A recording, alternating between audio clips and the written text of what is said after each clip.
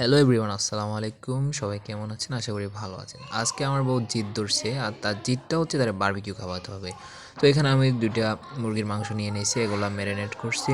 তো first of all এগুলাকে আমি তেলে ভেজে নিব, যার ফলে এগুলো একটু ভাজা ভাজা হবে আর খেতেও খুবই সুস্বাদু হবে এগুলা ভাজা ভাজা হলে। তো আমি দোনোটা মুরগিকে খুবই সুন্দরভাবে তেলে ফ্রাই করে নিতেছি। তো এক পর্যায়ে দেখছেন খুবই সুন্দর একটা কালার এসছে, এগুলাকে ফ্রাই করে নিছি আমি।